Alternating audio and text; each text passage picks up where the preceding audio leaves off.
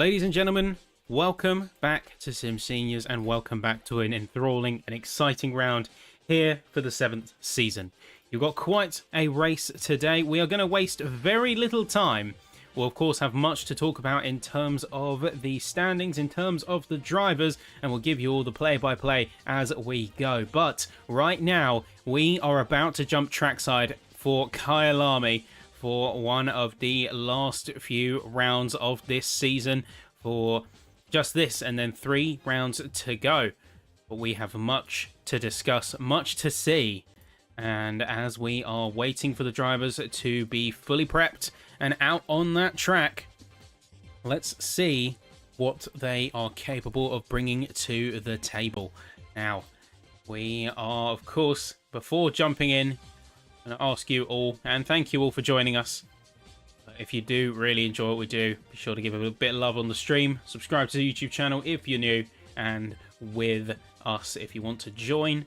We have a Facebook page as well as joining the Discord if you wanted to get involved in the action. Not just with the Mainline Championship, but we also have Monday Night Championship and many more events that we offer. But either way, we do have a couple of drivers who are fast approaching the end of the track, and we are now going to jump on board with them. Let's see what they're capable of. First out on the course is the number 231. It's Matthias Holmberg, and we will see just the kind of pace he can bring to the table as we make our way around the course. So going up to the start-finish line, and then firing away down, we will see what he can do. First up, into Crowthorne. So he dips down, goes for a little bit of a wider arc here. Be a little bit more conservative with their driving lines, at least to start out, find a bit of balance within themselves. We are going to be watching keenly as the racers are all looking to get that early push, get that early jump on this course. We have a couple of racers who are already giving it 110% to really try and make the best of this situation. Riding their way down through the S's into Leocop corner.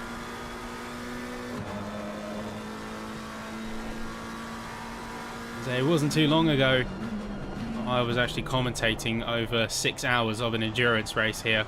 So it's good to be back. It's a brilliant course. Plenty of opportunity for great racing. Doesn't matter where on the track you are, there's always a chance. You need to go for a move and a bit of an attack to really pressure your opponents. Even if a move isn't complete, you can work to build that early pressure. We're coming through now into the Cheetah penultimate corner, and finally through Ringway.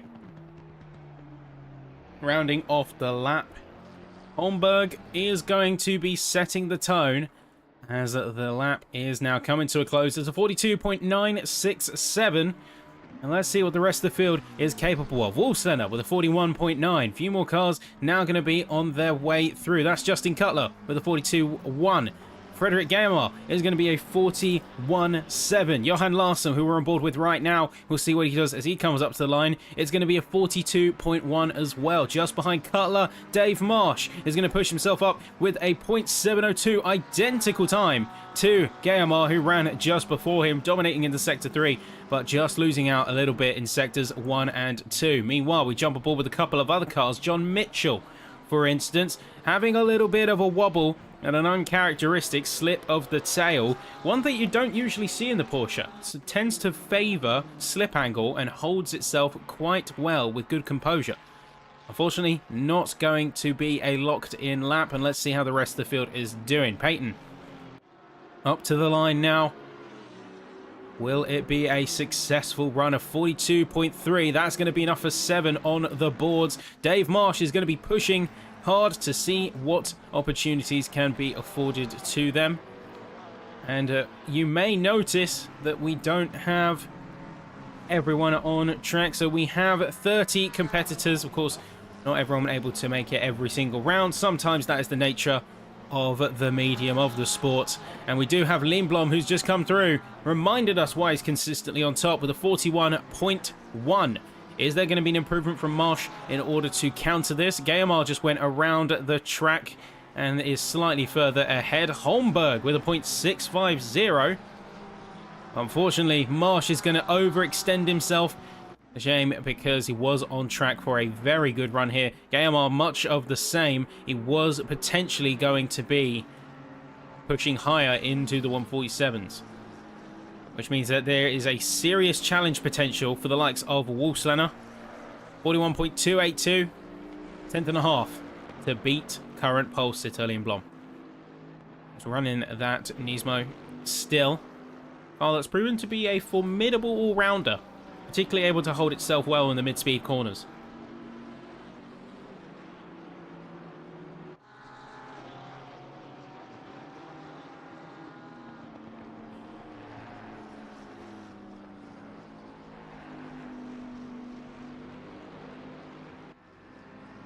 Couple of pushes around this course. Let's see, Colin McNair was another Nismo driver, and one that certainly has the pace and the skill to make it work. A little bit down on their previous time, but it's still a solid initial time with the 8th place spot.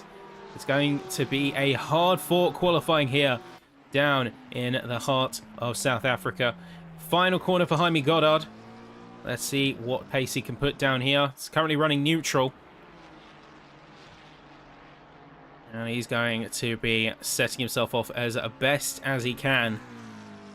There's a couple more racers are going to push through. Cutler was on a very good time, but unfortunately he's extended himself too far through the cheetah curve. Unfortunately, that is a commonplace for drivers to often overextend themselves, to misjudge the corner and to go flying into the gravel. Gayamar is going to be pushing through, and it's a .072 for them.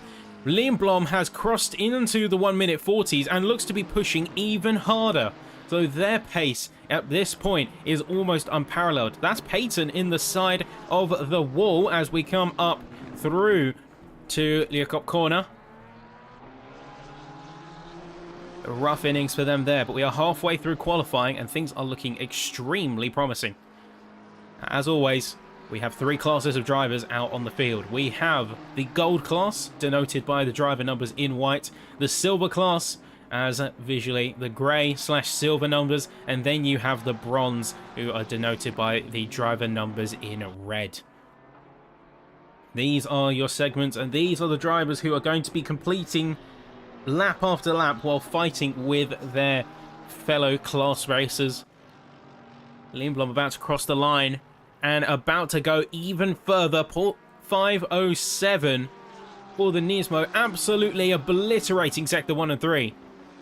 Some serious pace on tap for that R35, showing no signs of slowing down. We check round, we see many other drivers trying to change their fate. Gayamar, for instance, pushing as hard as he can to get that final advantage, and was kicking the car through the penultimate corner and down through the left hand, heavy on the brakes as we come out. Remember, all they need is 0.5 of a second and they can get on that front row. Are they going to be able to do it? They are going to make it work. 40.910, best sector 2, and a solid run without compromises.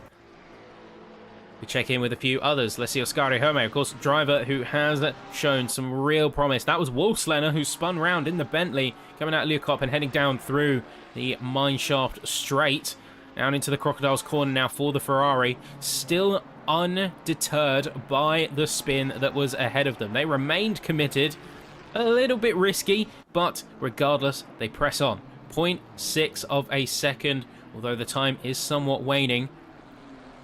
This could put them on a prospective top 10. They nail this final sector. This could be what they need to push up to the top of the map, and it's going to work with a 9th place, a .737, 8 milliseconds ahead of Nismo runner McNair. Is there going to be a challenge for that R35, however? Final 5 minutes in qualifying. Very good looking run here from Colin, and as we come to the line now, it is a 41.420. That is enough for the second row at this point, and a seriously impressive drive thus far from Colin and Holmberg alike. They're proving to be some serious contenders and have the pace to kick it with the best of them. Taking on a couple of others who are making some serious improvements. We see Leonardus a couple of tenths ahead. And in that 720S is looking hungry for a spot. Also, Leonardus does have a lot on the line here. A good points result here could catapult them up the championship, as they've so far had a middling season that has been just as hampered by points penalties as there has been little wobbles on the course. Either way, final corner now, firing it up through into the start-finish straight, and a .752 is going to allow them to join onto the 6th row and into 11th here. Lot of runs that are going to be set up or coming to a close very quickly. Cutler, originally with a strong opener in the second, is going to be reclaiming some of that glory with a .647. You see the timings are rapidly dropping, and we do see even more cars flying out on circuit. At this point, they need to be careful of proximity to other racers. It's all well and good to put down a solid qualifier, but the most important thing is that you need to get yourself into a bubble. You need to get yourself into your own track space. And that way you can run an uncompromised qualifying lap. No holds barred and no drops. Cutler is going to be pushing, but meanwhile, North, who we're on board with, does get an improvement here, and a solid improvement at that. It's just a 10th, but that is enough to show that they can push and build that consistency as we move through. Marsh, another strong competitor near the top, and a driver we have been going to... we're seriously going to be watching on board with.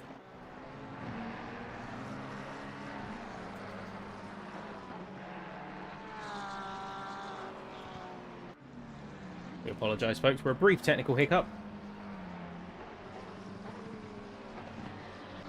And we are back on air. Marsh is going to extend a little bit wider through that final corner, but it's going to work in his favour well enough. 4th place for Dave Marsh, and a seriously strong opener. But we only have 2 minutes left here in qualifying, and it's going to be time for that all-important final rush. Everyone is going to be making that judgment call. Are they going to go out for another go, or are they going to hang it back? Stay in the pits, stay safe, and most importantly, get themselves in the right frame of mind for the hour's race ahead. Some drivers, they feel that they can't improve anymore. They're staying in the pits. They're not going to be going out any further. Liam Blum, for instance, I'm sure very happy with that .5. He's not going to be feeling any major pressure to improve that. Then you flip the script to someone like Wolfslander, someone who did have a bit of a wobble into this upcoming section of the track. So through Sunset Corner now. A driver that had a wobble, but a driver that shows the pace, and the consistency is going to be a major factor when it comes to the race.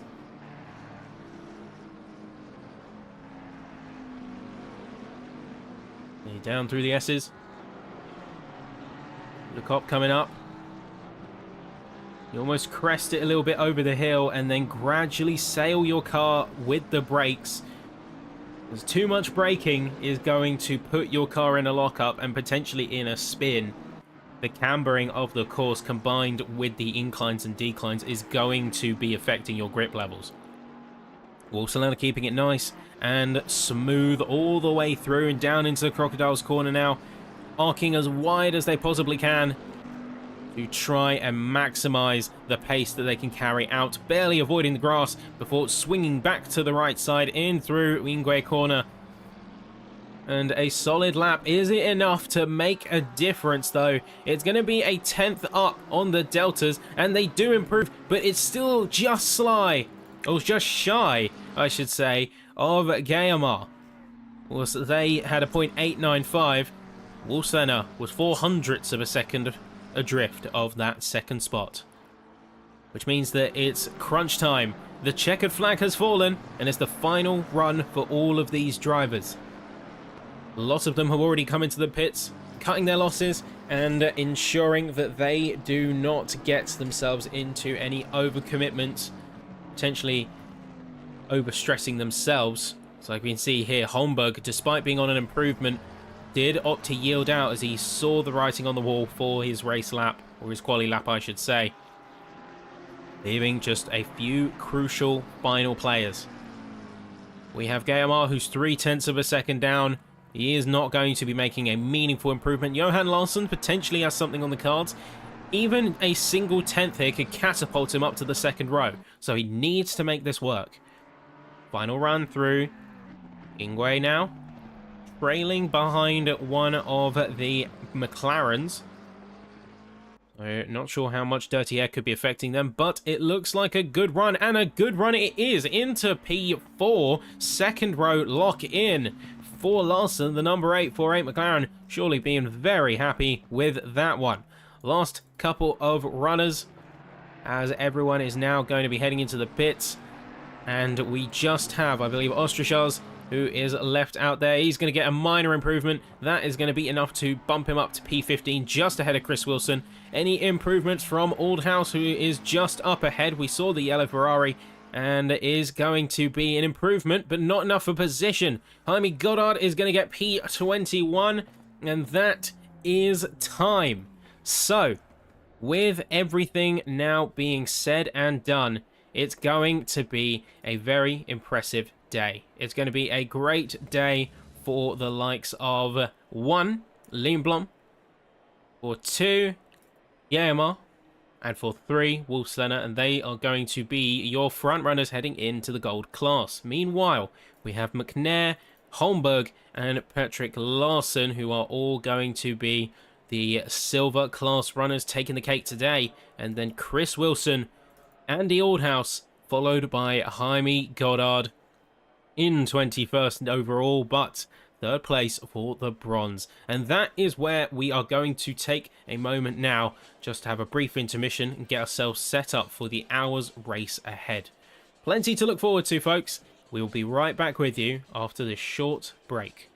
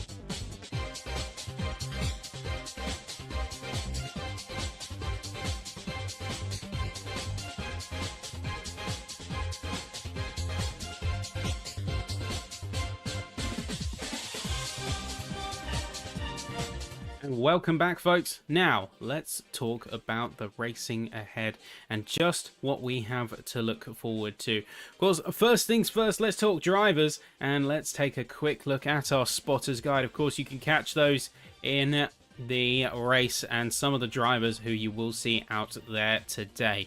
Big ones to watch out for, of course, gold class. It is Liam Blom, 184 points and 41 points ahead of the next competitor in Wolfslayer. Silver, you've got Ascari Herme leading the championship, but only on equal points with Adam Ostrachaz in the BMW. So that is going to be quite a toss-up as we go later into the season and with a couple of rounds to go. And then going into the bronze side of things, you have Carl Thompson who leads, followed closely by Ira Basuri and Chris Wilson. So that is going to be your set of drivers. Of course, Kyalami, as we've seen from qualifying, is quite the exciting roller coaster of a course. And one that I am certainly looking forward to, as things will be very soon getting underway. Drivers are just now on the formation lap, and now we will be seeing them parade around, getting themselves ready to go for a thrill ride of a race. Important things to know as we step into the shoes of our drivers here at Kyalami is that we have a 60-minute race with a mandatory pit stop. This pit stop does not have to include tyres, they are optional, but you have to at least come in to refuel. So drivers have a bit of strategic options to play with, primarily if you want to go for a long initial stint, or if you would much prefer to go equal, or even front load, and then go for a longer stint towards the end of the race. It's completely up to you as drivers. Above all else, what matters here is they can keep a cool head. This first lap, and arguably first few laps, are going to be chaotic. They are going to be very much a toss-up between multiple positions at a time. So having that fortitude, having that mental strength is going to be paramount here. Regardless, thank you to everyone who has been joining us race after race, and I see those who are in the chat currently. Always happy to have you in. And now we're going to see the 7th round, 7 to 10, here in Kyalami. Drivers will soon be forming double file. You can already see them getting into their rough positions. Will jump on board with the helicopter. You can see them trying to tee themselves up. Double file at 60 Ks. Gives a chance for everyone to catch up and put themselves into correct position. The track is looking nice and sunny over here. 36 degrees track surface temps and 28 degrees ambient. So a little bit toasty. But especially those track surface temps mean that those tyres are going to be quickly nice and warm, ready to go racing. And let's see how they do. Rounding the final corner now. As soon as race control gives the off, we are gonna go for a 60-minute thrill ride. The track is hot here in Kyalami, figuratively and literally. Let's see when the green flag falls, and we will get going. There you go. There's the green light. It is all go, go, go. And immediately is going to be a quick push from the likes of Wolfslayer. He's going to go side by side with GMR heading into the first corner. Crowthorne is open for the taking. It's 2. It's 3. Cutler, you can see in the background. That is going to be a big surge. Liam Blom is managing to get a breakaway. But meanwhile, Johan Larsson has got a quick position as Colin is going to be in the 5th spot. Looks like we see a little bit of chaos further down this field as the racers are going to be jostling and tussling for positions left, right, and center. Marsh is going to get a bit of break and a bit of breathing room, but eyes on Herme as they have been fighting with Lenatus for the same space of track, but quite a little bit now. Here's going to drop a little bit further back. Hamby, meanwhile, is down in P20, of course, previous season champion for bronze, and certainly feeling the pressure down here in silver.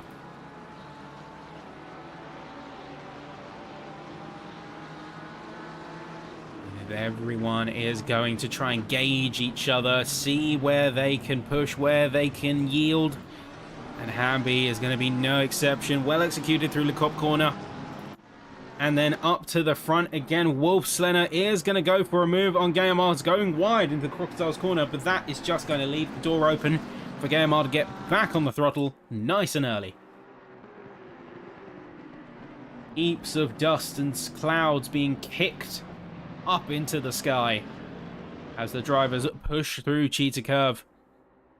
And the first lap already under the belts. About 1 minute 45 to a 1 minute 50 is where we're going to see the times mostly balance out. McNair we can see going along the side of Larson and really pushing for it, as Larson is going to go very wide and a bit deep into Crowthorne. Regains its composure to defend off against Dave Marsh, but not going to be a happy bunny after that little excursion. I have no doubt in my mind they are going to be pushing to get right back on form, as Hermé is now dropping down to P12 along with Chris Mansell.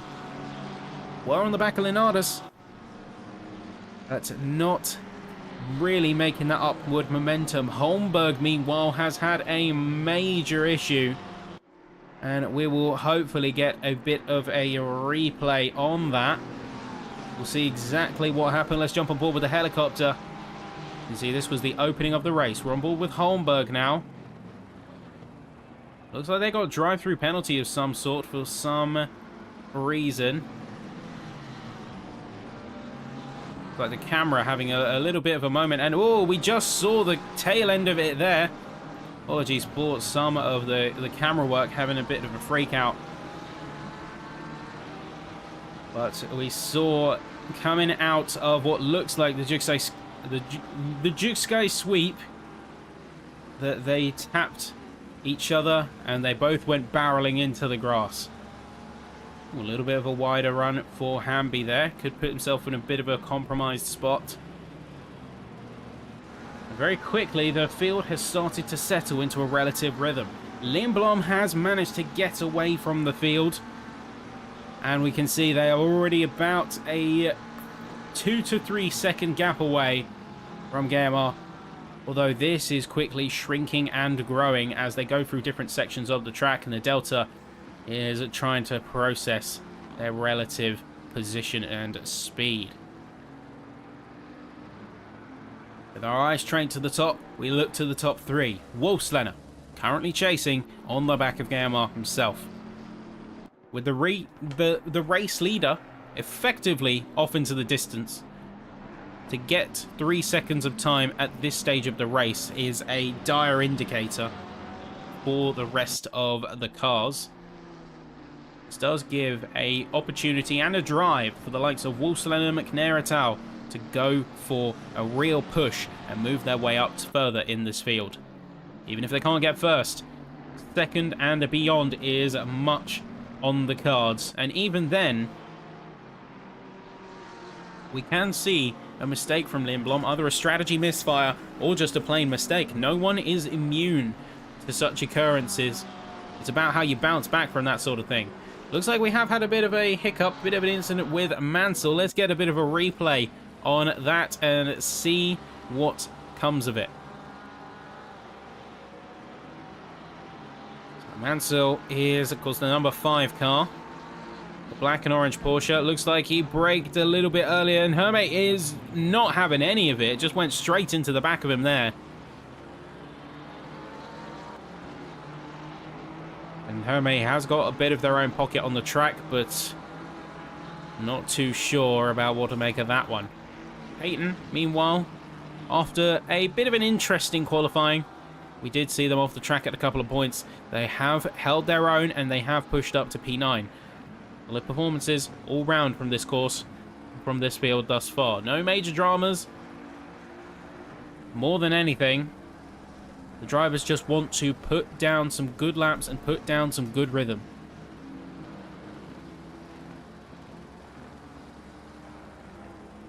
Yes, that opens the wider conversation into strategy. Now, as we alluded to at the start of the formation lap, drivers have a lot of options to play with in regards to their pit stop timing. The big thing for a lot of them is going to be maximizing their pace while still having a bit of options to be able to react to their competition. That's why we've seen in a few rounds past and executed to good effect drivers who have managed a very long initial stint, sometimes as long as 55 minutes, and then gone for a last-second splash and dash in the dying stages of the race.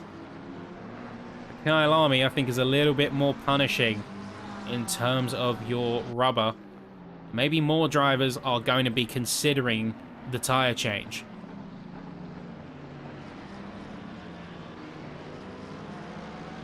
And how hard you're pushing on those tyres is going to be a big factor in whether you choose to trade them or not.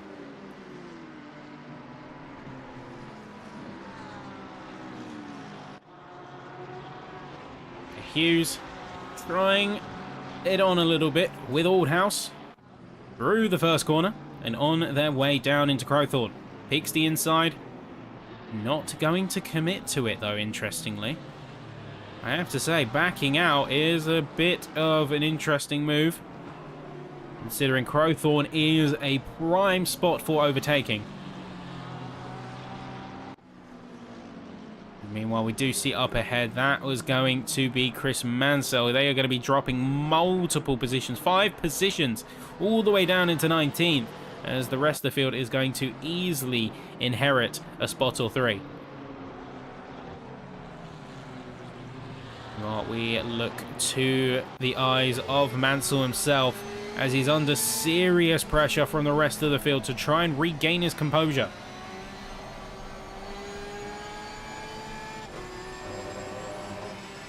I think at this point, regardless of your pace, you just need to get some consistency back down. It's clear that Mansell is either overdriving the car or just not feeling 100% confident in his driving style and setup. Needs to have that reliability, that ability to put down laps, run in and run out, even if it's not technically as fast as the competition. We see Parkinson concede a spot to North, meanwhile, as the top end of the field has, for the most part, stabilised. Everyone in the top 5 is at least 1 second away from another car. Closest is going to be McNair, who is 1.2 seconds away from Wolfsteiner. The rest of the field are firmly displaced. Larson is going to be 2.5 seconds adrift, but then Coolen and Marsh are going to be closing in distance rapidly. Marsh seeing if he can try it on a little bit with Coolen, and that would open the door to getting him into that top 5. A crucial spot.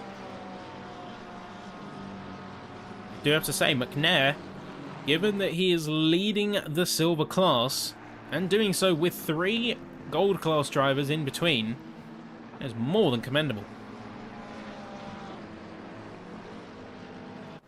We will of course see how this race plays out, how things are going to be progressing.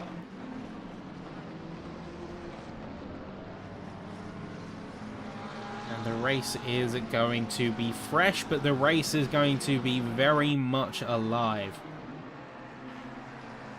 So 10 minutes in, things are looking exceedingly strong for race leader Liam Blom, who in fact just went for their fastest lap through, 0.895. With the times from said outlap dropping to a 1 minute 40.840. So going even faster now. Liam Blom is certainly now just on hot lap mode. But this means he's going to have to change tyres if he's pushing the car this hard. If he's just going for hot laps and going for raw pace, considering he's within a couple of tenths of his qualifying time, he is absolutely going to have to get a fresh set of rubber on when he comes into the pits eventually.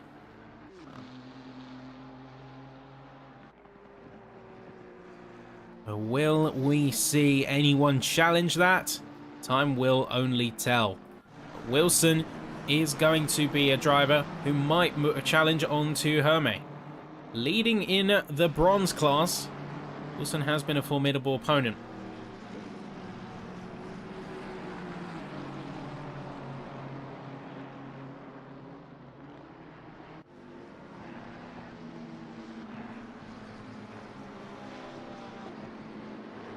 the racers are at this point going to start making a couple of judgment calls. They will have found their space on the track, and they will be deciding on how they want this race to go for themselves.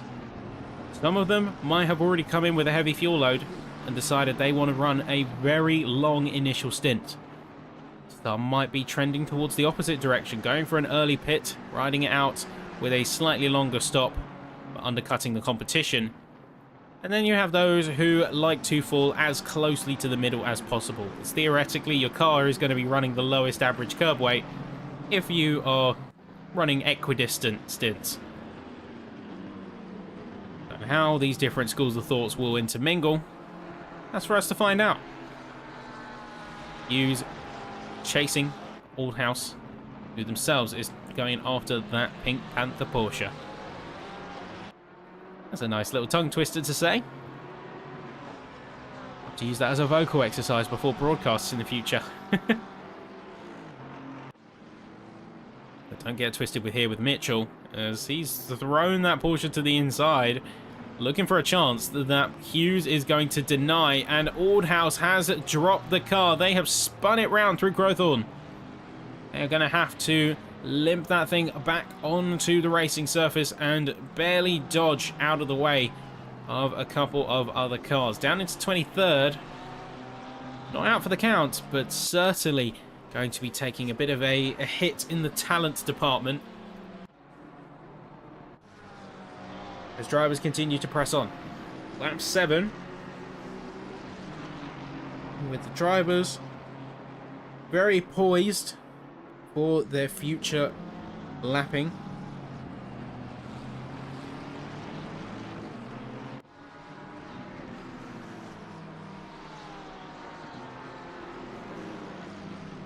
They're just taking a moment to observe the field as it stands.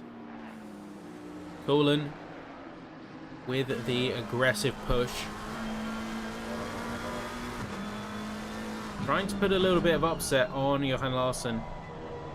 And then further up as well, we do have Peter Wolfslener, who is going to be drag racing with Geomar. Looks like Geomar had a bit of a wobble heading through the final corner, and that has compromised their speed on the exit for sure. McLaren not really having much in the way of recourse. The Bentley is going to take this second spot and effectively is going to be taking the lead of this little squabble, with Lindblom now firmly ahead by over 10 seconds.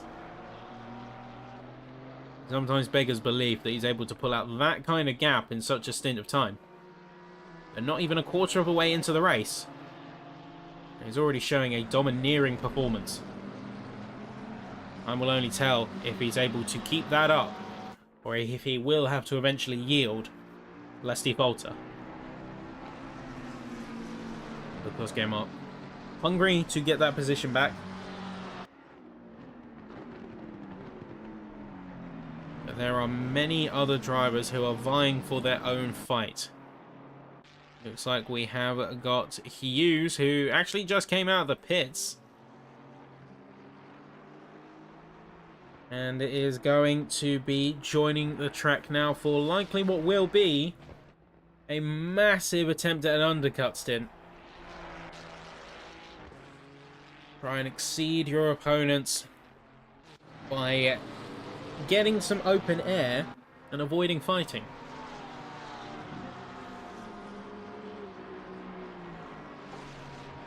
And of course, to get out in that open air, while it does mean a loss of things like slipstream, you will more than make up for it in the corners. When that aero package has the laminar flow of air on that car to work optimally, it is bliss. Feeling that car fully dialed in, fully gripped up. And that's why we see Lindblom having such a good time at the very least. And why we see drivers like McNair potentially chomping at the bit, going for the boot heels of these gold class runners. It's getting very close and getting very good proximity here. Marsh and Cullen have had a bit of a trade. Wonder if there has been a mistake from the McLaren, number 51.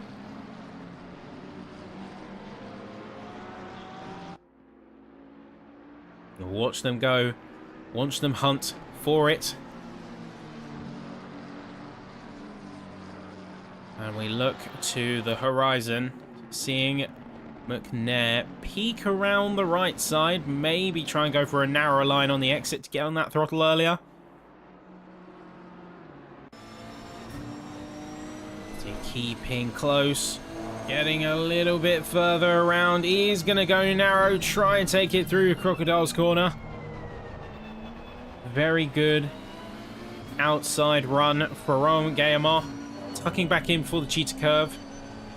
Those bright yellow sausage curves on the apex to prevent any kind of clipping.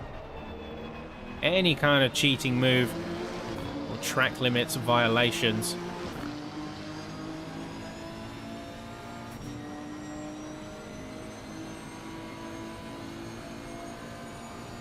Let's wait and see what he's going for. What's his game here? And he's going to continue to pressure and challenge. For Guillemot's third. This is allowing Wolfslen to get away, keep in mind. These two fighting and forcing a defensive spot is going to be a major issue. But what has happened further down? Well, you jump on board with the heli. As we can see, that is Cullen and Peyton, who are completely round. Let's take a look from the skies. Whilst Cullen was on a solid run, chasing a bit further back. We see heavy on the brakes, jumping on that brake pedal, and oh, that is going to be collecting not one, but two cars, 3, 4, all involved with either minor touches all the way to a full spin. In the case of Peyton, unfortunate for him, in that Mercedes, going to be far from happy. Maybe a couple of words being exchanged. Hopefully, they are kinder ones. Check up further. We see a familiar face as McNair, the number 13, is continuing that crash. Well, continuing that crash course for third position. Hopefully not a literal one. As clearly my mind is still taken up from that little hiccup, that little incident between Cullen and Peyton. Though other cars were caught a little bit in the crossfire, they managed to get out mostly unscathed. Besides potentially a little bit of scuffing on the paintwork. Doesn't look like anyone else who's involved in that altercation has any lasting damage. We do see Lenatus now heading into the pits though. A driver that was in the thorn of the side of the mid-pack and really doing a good job defending from a couple of the other racers. Now going to be going in around the 20-minute mark alongside Cullen. No doubt in my mind that we would have seen Cullen go out, given the kind of damage they most likely would have sustained from such a collision.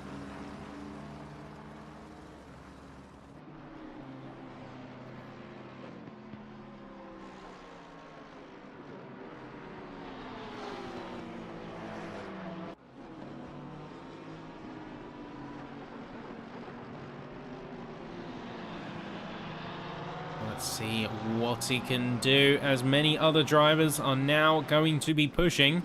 Mitchell could be one that could get a second place spot here on bronze. Chasing on the back of Robert Heimer. Within a second still, so the dream is alive.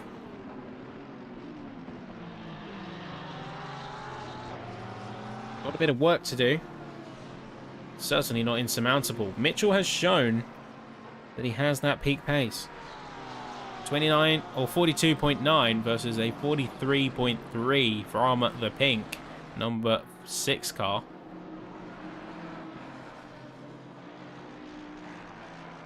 Certainly has got the moves to make it work. Is he able to link it together, keep it consistent all the way through? That's Jaime Goddard now heading into the pits we just saw in the background. Let's see where he comes out relative to the field, and especially when the rest of the course has made their way in. Where will things align? Mitchell maybe going a little bit narrower as there is some defensive running. looks like we have got a bit of a problem as Ostrishaz has spun and is trying to find a convenient time. And oh, that's going to catch Mitchell. Two fights collide. Ostrishaz has RTP'd. Mitchell is going to likely be taking a little bit of damage from that one, as we can just see in the background. That is Glenn Parkinson arcing too wide on the Sunset corner. See, I feel for both sides on this one. Mitchell, of course, not really having much to go. Ostrishaz is kind of marooned in a bit of a middle island of that corner.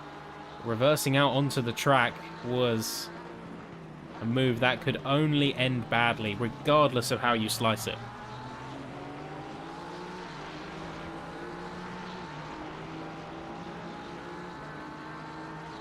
Either way, I hope Mitchell does recover, not only in terms of the pace and the time they lost from that little hiccup, but also I hope they recover from the hit to their composure. Maybe they were in that sort of sense of flow state, and that is very difficult to recapture if you get jumped out of it.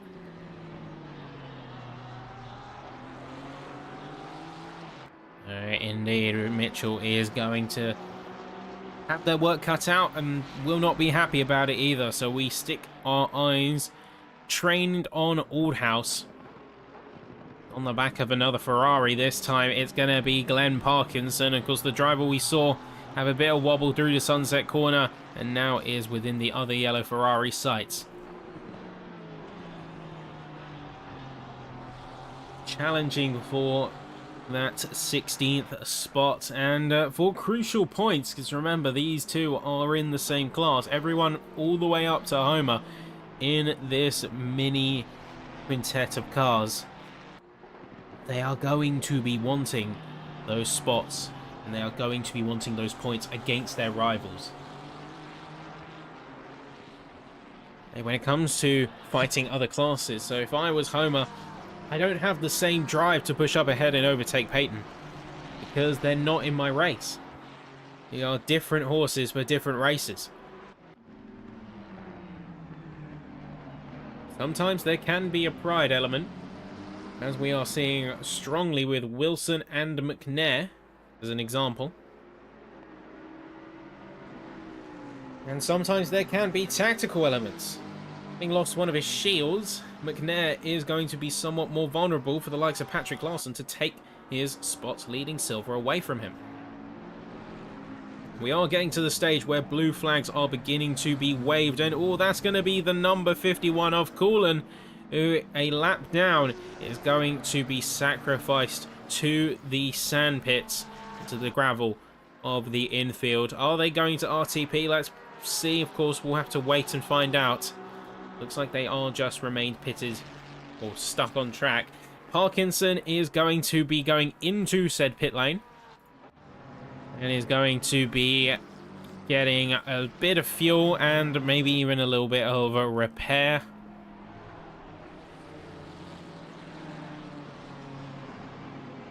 Now, Scary, the Silver on a warpath. At least if some of their little contacts have been anything to go by. For a driver who is hungry for the lead of the Silver Championship. They are on equal footing, remember, with Ostrishaz. And Ostrishaz themselves has had a bit of a hiccup when it comes to bringing their car home. Well, I'm not seeing them on the timing tower.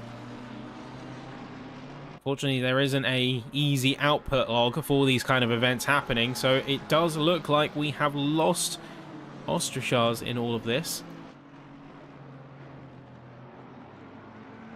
That will be unfortunate.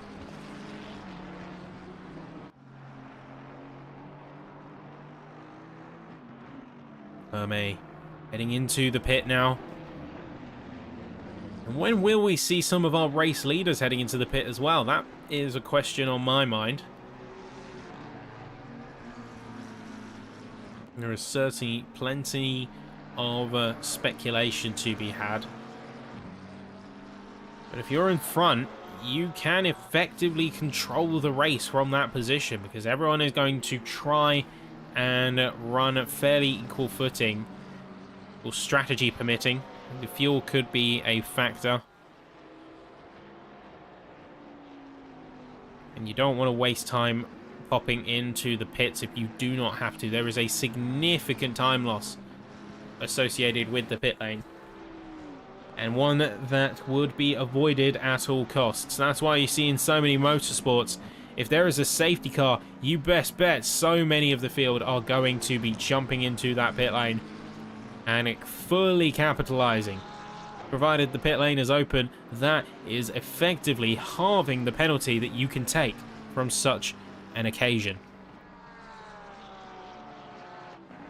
But here, everyone will have mostly the same pit stop time, with the exception of those who have opted for a less aggressive pit stop, either skipping out on tyres or not having to take as much fuel.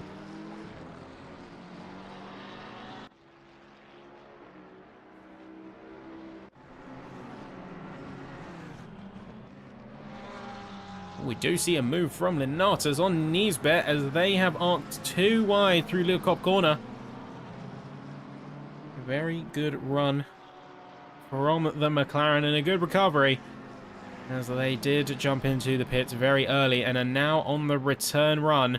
We do have Lindblom, who has gone into the pits themselves. Let's jump on board with them and see where they're going to pop out. It's going to be P12 here. Can they just beat out John Mitchell on the start of the approach into Crowthorne? He is going to hold inside, but is effectively going to be displaced down to P13. Now, they are well ahead of the rest of the field, who have taken a stop by this point. I wonder at this point if Lindblom is just grateful to be having some other cars.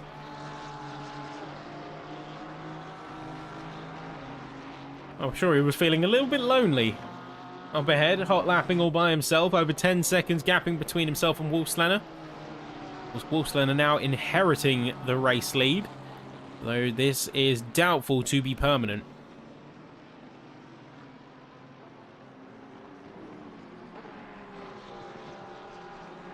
Mitchell wobbling and what feels like crumbling. Are we seeing another pit stop coming out? Looks like we do have a issue for Herme, as they are going to drop down to last place.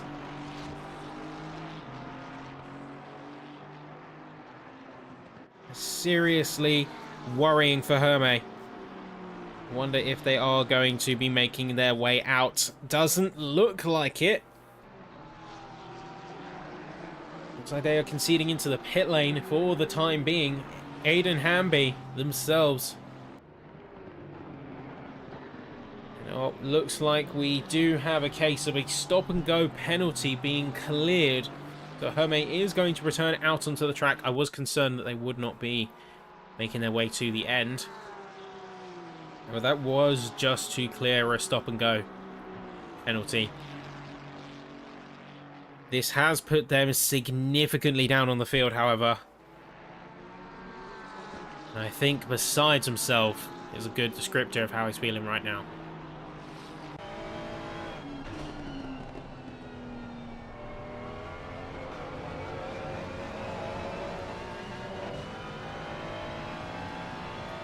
Eyes on particularly Lindblom right now. He is chasing down Robert Homer. A racer who we know can hold their own, especially when faced with a bit of pressure from behind.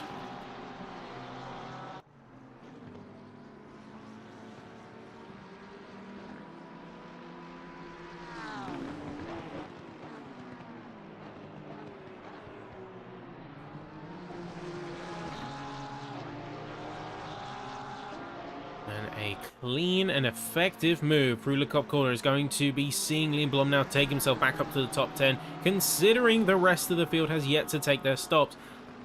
I'd be a little bit nervous. A little bit nervous if I was further up ahead. Wolfslanner, McNair and co. all remaining committed to their laps here. Nobody is going to be bowing out into the pit lane of that first set of 8 cars.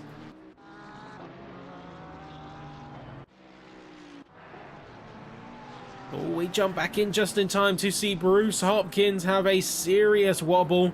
Coming out of the Crocodile's corner, it looks like either a bit of lift-off oversteer or just pumping the throttle a bit too hard to kick that rear axle back out. All too easy to happen, especially in these kind of circumstances. The Hopkins is going to go down into 19th, but is remaining committed to the race effort. They do still need to pit as well. Field will not be kind to them in these circumstances. It needs to have that resilience to keep pushing forward.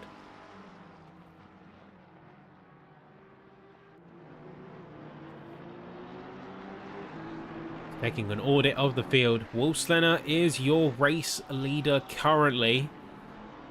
Pit stops are going to be a concern, but Wolfslener currently holds that top honour. McNair is going to be fairly close behind in Nismo and in the second spot, along with comfortably leading the rest of the silver group. You have Johan Larsson and Dave Marsh, who are going to be a couple of seconds adrift, but still putting on very strong performances. Meanwhile, Patrick Larsson is going to be the next driver down and is going to, in fact, be the second place silver runner. Frederick Emmer is a fair bit further behind, actually, in uncharacteristic turn of events. And we do see a couple more racers who are going to be going in. Let's take a bit of a replay and see exactly what happened with Gamar, because by all accounts, they were ahead of McNair. And this is an important playback to see what was going on. So chasing down, fine side by side with Coulon. And oh, that's the rear tap. That's the other side. That's why we went in. We saw Coulon going into the sand pit. That's because he tapped the rear of Guillemot, and they had to take evasive action following that incident.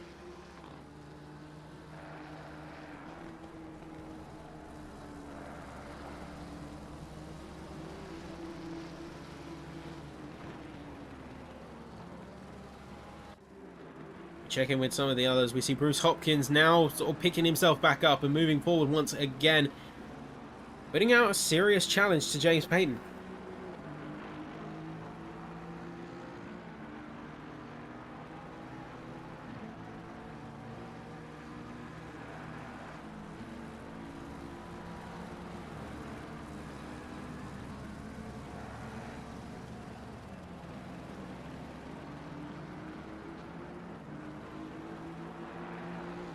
And we'll just keep our eyes trained for the moment to these two, as Hopkins is trying his best to put pressure on Payton, and then likewise we have Hamby trying to put pressure on Wilson. The lead has remained consistent and stable. Lenatus down in P11 and is going to be the next closest runner with a pit stop to their name, as Lindblom is currently out there and is trying to close some gaps.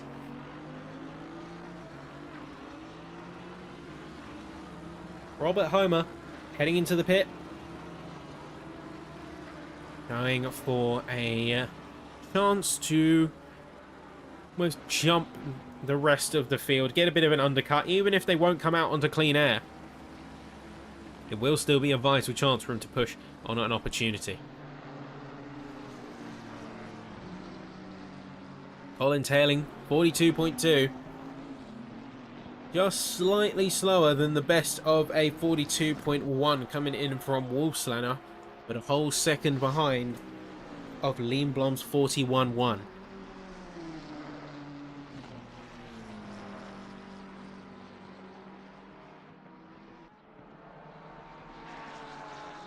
Are we going to see any of the leaders heading into the pits this lap? No, they are going to remain high commitment, high push, and are going to most likely be seeing themselves through to the very end.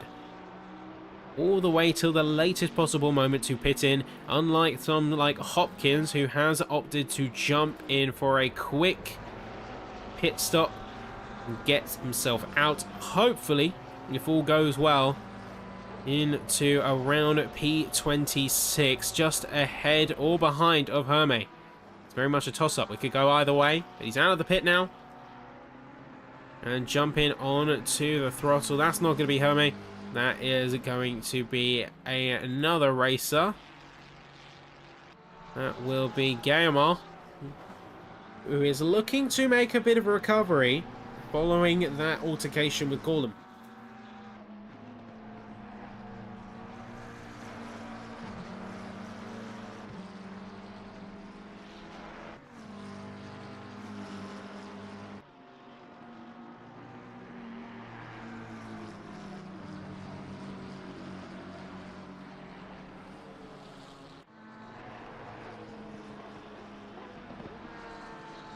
Just seeing with a couple of other cars. So Simon, for instance, is ahead of Homer. About second. That might not stay. Holmberg chasing hard on Hughes in the battle for P16.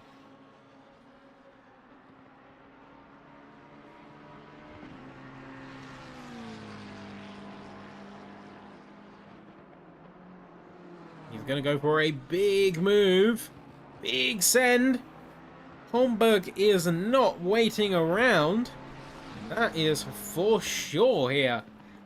As he's down to P17, but not staying there.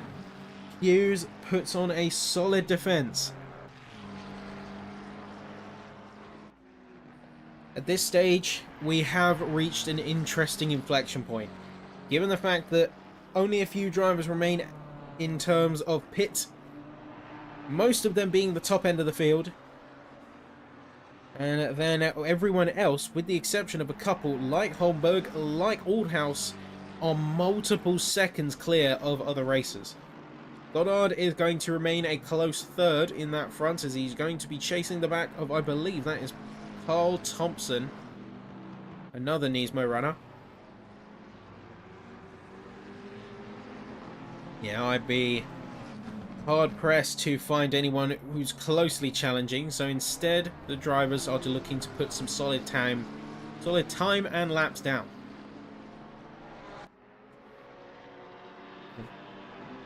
Where you have got the gaps to close, these command almost perfect running lap to lap.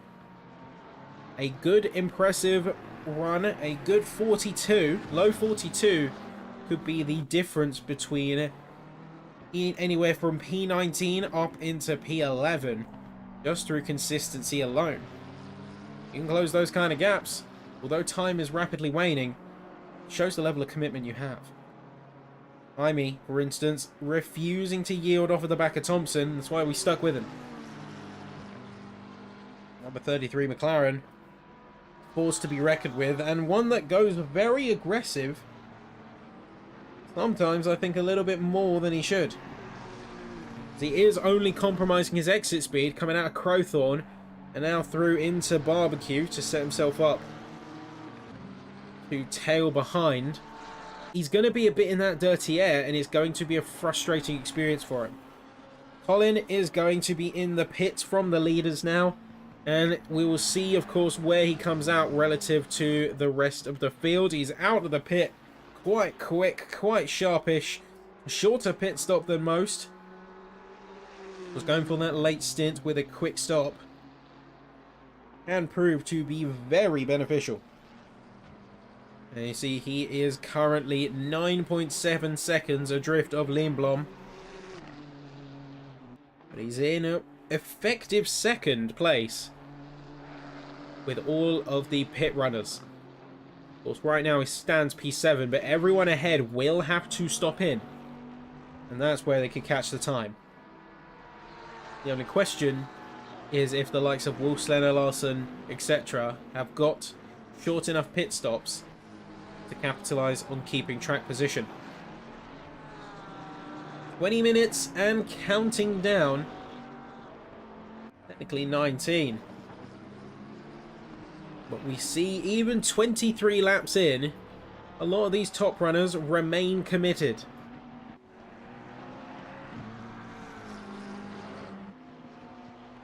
Through cheetah curve.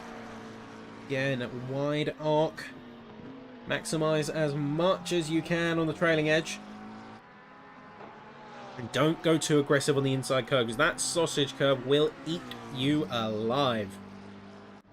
It will have none of your corner cutting shenanigans. We do see a problem somewhat developing a bit further away. That's the number 6 car having a serious hiccup. Let's see on board from the helicam.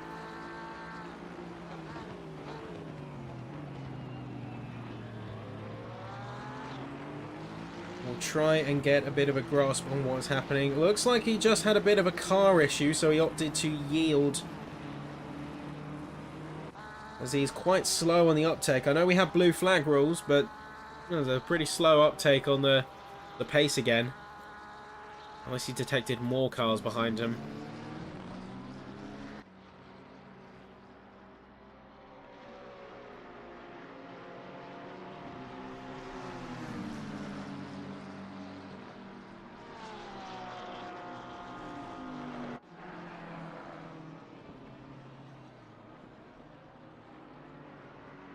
Kyalami is continuing their chase. A little bit wide though. Through the cheetah curve, it's a little bit dicey. And we do see more happening.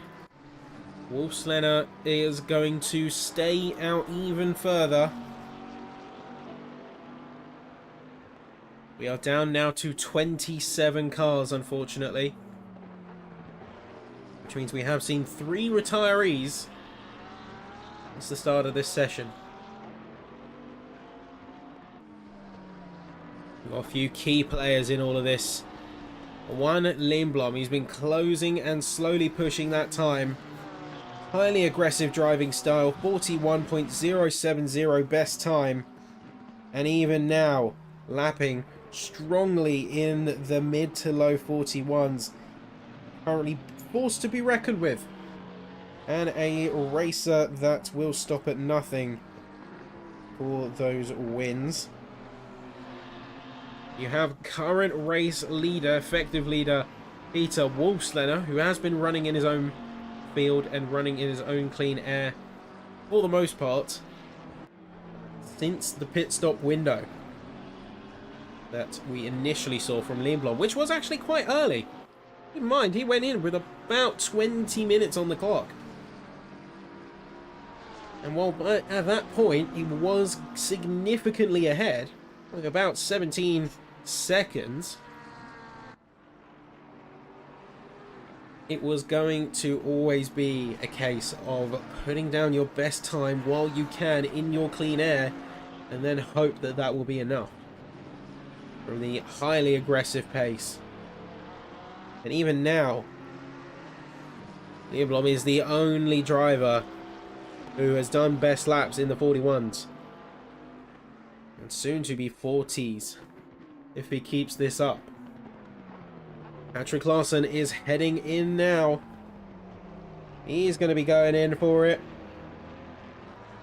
Are we going to see anyone else take such a stance, such a position? We do have Alex North and Andy Aldhouse who have yet to do so. Is this going to be their time to move forward?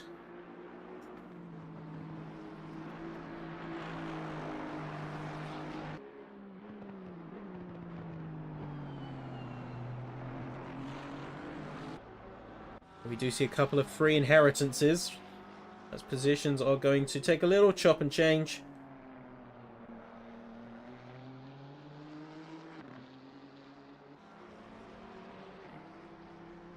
Alex North is going to be taking a spot away from Patrick Larson here.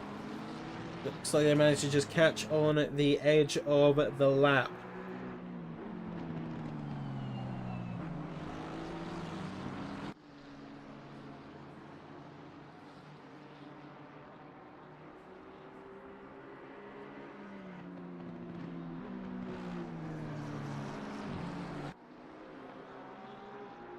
Chances are we will see these racers go on high aggression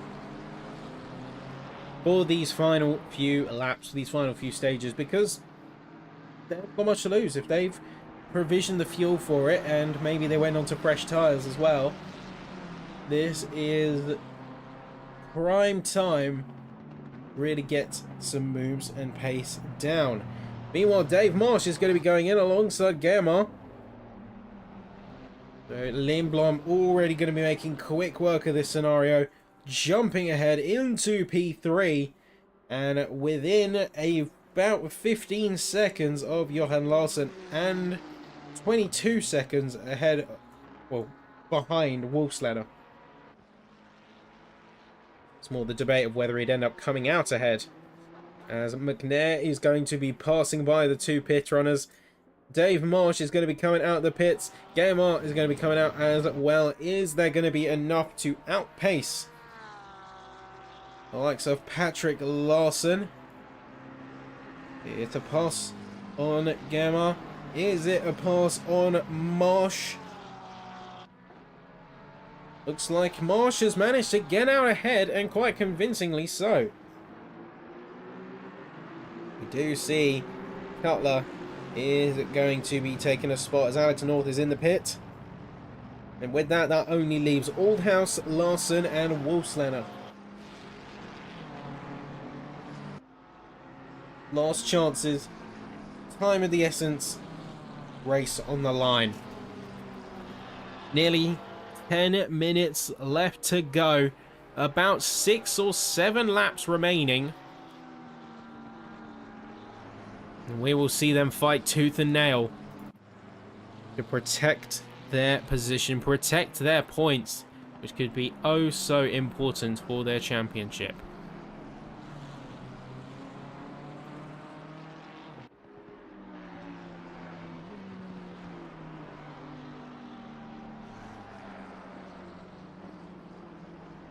Hughes is going to be going down into 18th spot. Alongside Damien Reed going for a serious challenge. Next to Cutler, Mountain Dew, McLaren, the number 979. Buzzing with that energy, wanting to get out ahead. Really make the most of this one.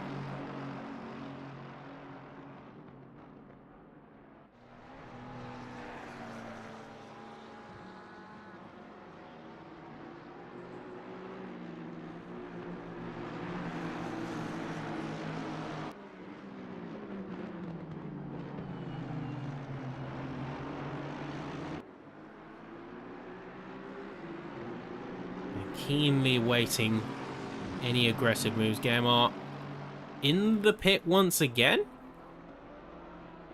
Is this to serve a stop and go? Has to be. They already pitted in once. Guess they got to stop and go for speeding or some kind of pit lane infringement. Safety being paramount. And we do finally see Larsson heading in.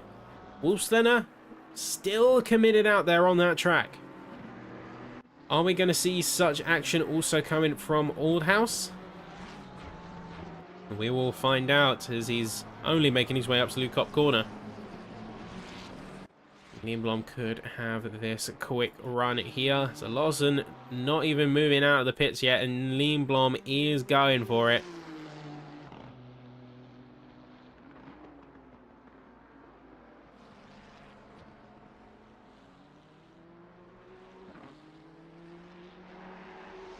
They're now down to 27 still. Mansell is hunting. Thompson is the target. Two different classes, two different fights. No necessarily need for the chase and the hunt. In order to get to your compatriots in your class, it has to be done. Sometimes. Sometimes has to be done.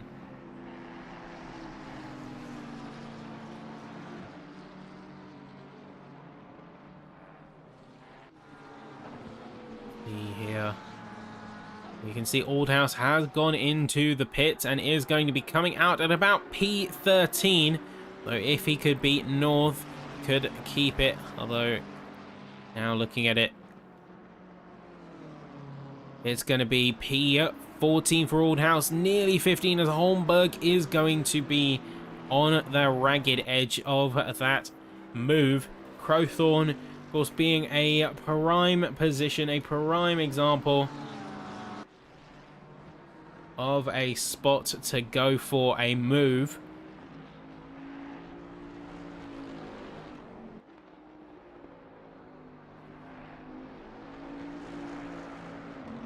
And we will, of course, see how that plays out amongst drivers. As we do see a bit of a dust cloud. We see Mansell taking a spot from Goddard. Looks like Jaime was going into the gravel briefly and hit that major wobble.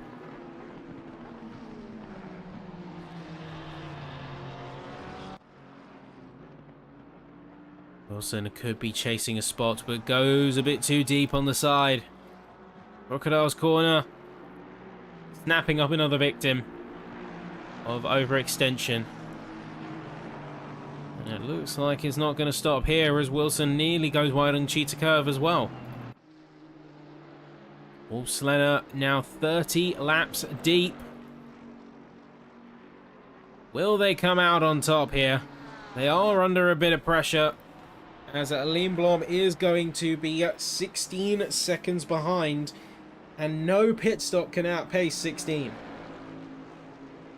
Looks like we see him finally commit into the pit lane, last driver to do so, and if all goes to plan, this is a nice and quick one here for Wolfsledder.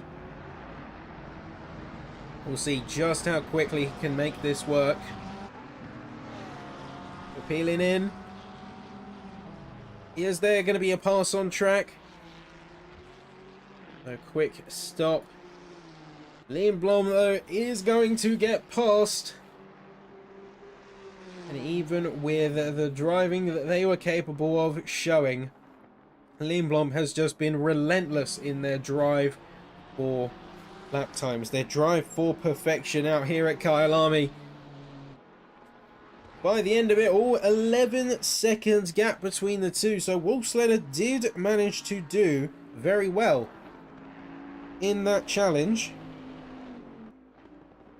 Sadly, though, not quite enough to have the desired effect.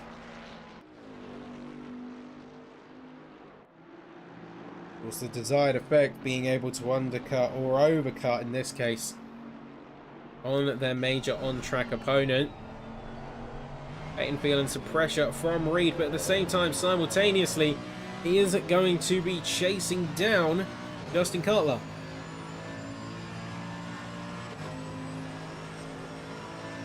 Got to be thinking about where he places this car. As one wrong spot, one wrong move, and one compromised line is the difference between holding and losing a spot in the top 10. Peyton being on the precipice of it all. Chris Wilson slowly gaining up behind, pressuring Damien Reed and making sure that there is no real escape from a fight here. It's going to have to be a challenge and a battle of wits as the final 5 minutes are going to elapse.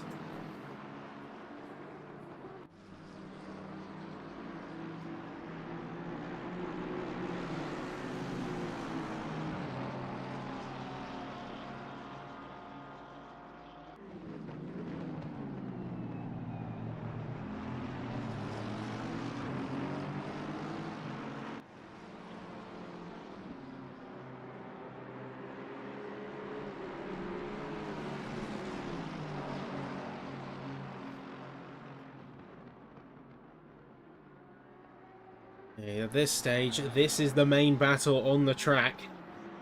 And it's the main battle that we want to be paying major attention to. KMR does have a chance here to go for a spot on Chris Mansell and is going to peek around the outside. But we see a few challenges happening as Thomas Linatas is going into the pit lane once again. I'm not sure what the reasoning is behind that. Leonardo's unfortunately going to be having to peel in. I think there might have been a bit of a splash and dash situation here. Otherwise, they would have run out of fuel. Check him aboard with Colin. The driver who certainly has been very solid. And at least this juncture has yet to put a foot wrong.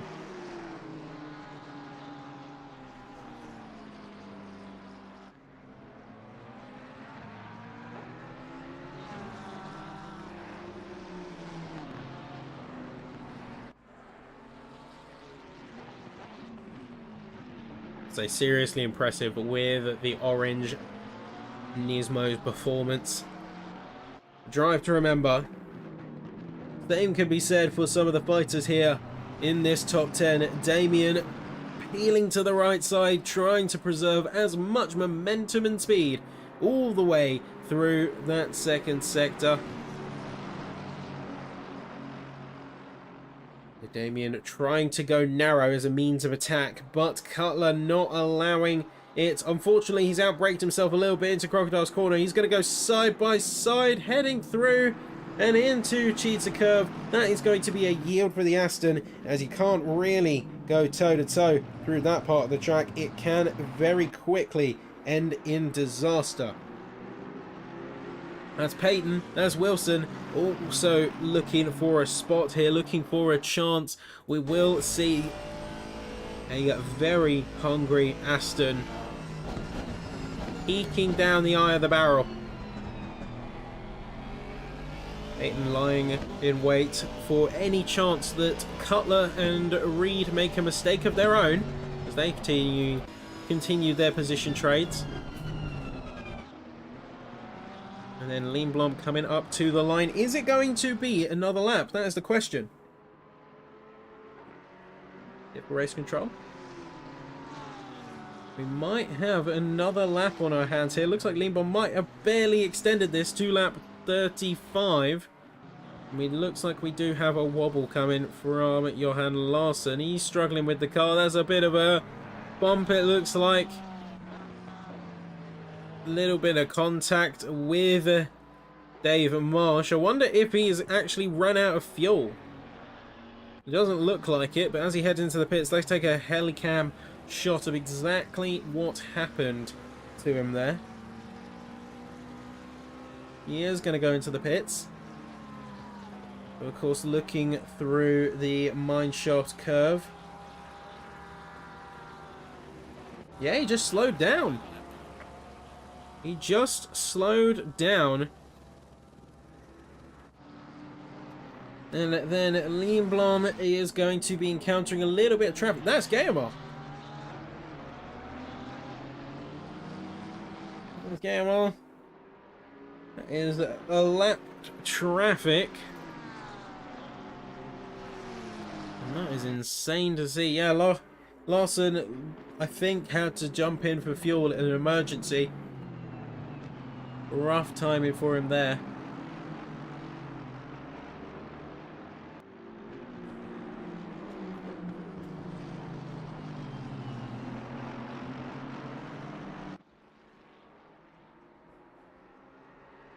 But here we go. Final running through. Lindblom has spun. Lindblom has spun on the final straight. And has gone for a bit of style point. Let's just take that. Let's take that one more time. Let's go to the helicams to see exactly what happened. I'm not sure if that was a genuine accident, a genuine spin, or whether he was just going for some style point. No, it looked like a genuine spin on the final corner. You could have very easily fooled me. But Lindblom has done it and is the driver to beat in this season, no doubt about it. Wolfslener with a close second, and then you have just behind McNair, Dave Marsh lining up for that top 3 shot. Colin is going to be taking the win for silver. And then that is going to be closely followed by Patrick Larson, and then Damien Reed, who's just making his way around the course now to take center stage as the third place for silver. A few more cars now making their way through simultaneously as we have Chris Wilson winning for bronze, followed by Alex North and Andy Aldhouse. All seriously impressive drivers, seriously impressed with their racing runnings, and as many more are racing down to the finish line.